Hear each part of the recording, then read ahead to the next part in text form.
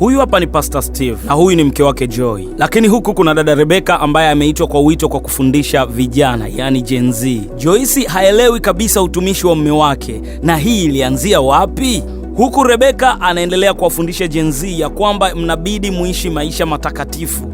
Pastor Steve anatoka kwenye huduma, anakutana na mke wake amekasirika sana na kuanza kumwambia maneno yasiyoeleweka.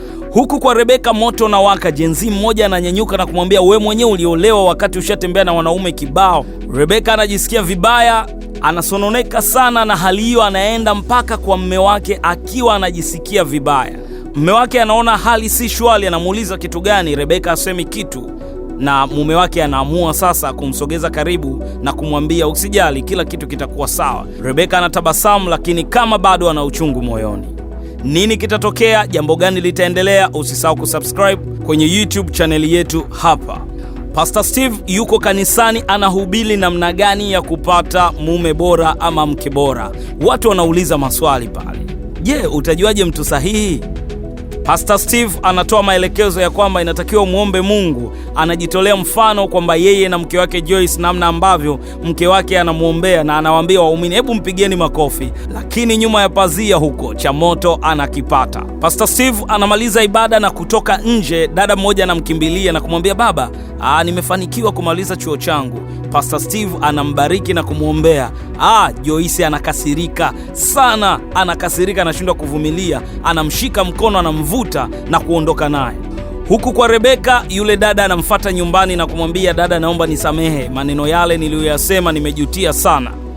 Rebecca anajifikiria moyoni mwake, anasema nitafanyaje sasa kama nimeitwa kwa ajili ya vijana, lazima nichukuliane nao. Anakaa naye chini na anamuombea kwamba, anamwambia inabidi uokoke ili uachane na hayo mambo.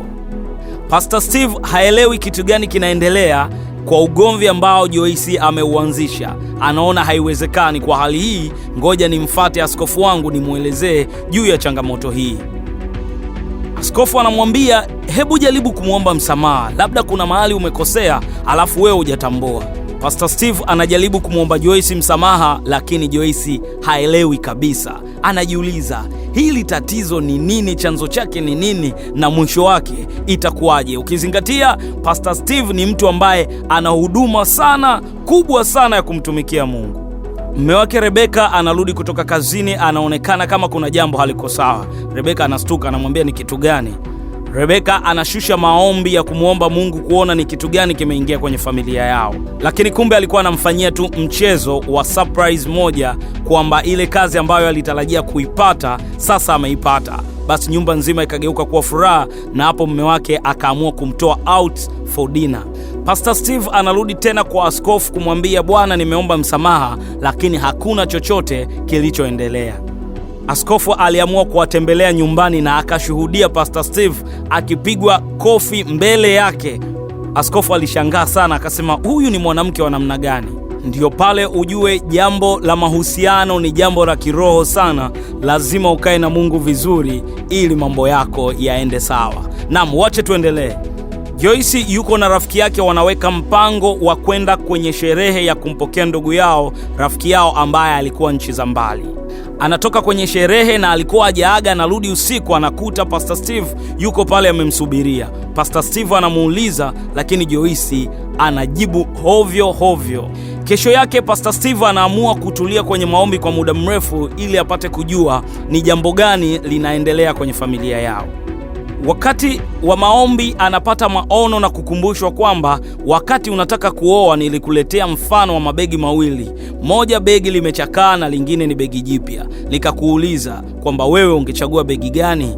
Steve akachagua begi jipya, akasema hakuna haja ya kuwa na begi lililochakaa na wakati begi jipya lipo. Hapo Roho Mtakatifu ndio alimkumbusha ya kwamba hukutakiwa kuchagua kitu kilicho kamili, ila ulipaswa uchague begi ambalo sio kamili ili wewe ulitengeneze liweze kukufaa baadaye. Na hapo ndio changamoto ya ndoa yao ilipoanzia.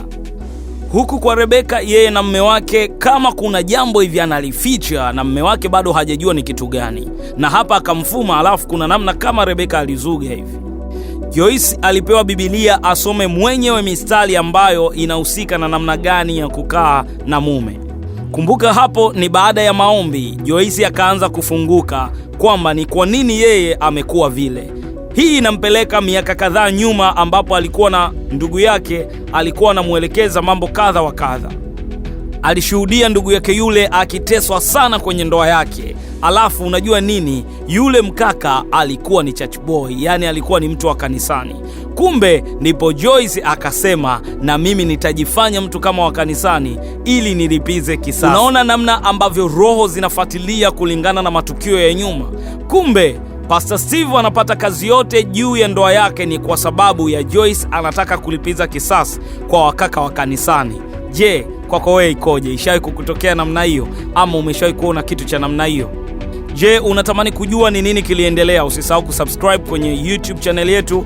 Usisahau kucomment, kushare na kulike ili uweze kupata update zaidi kwenye channel yetu.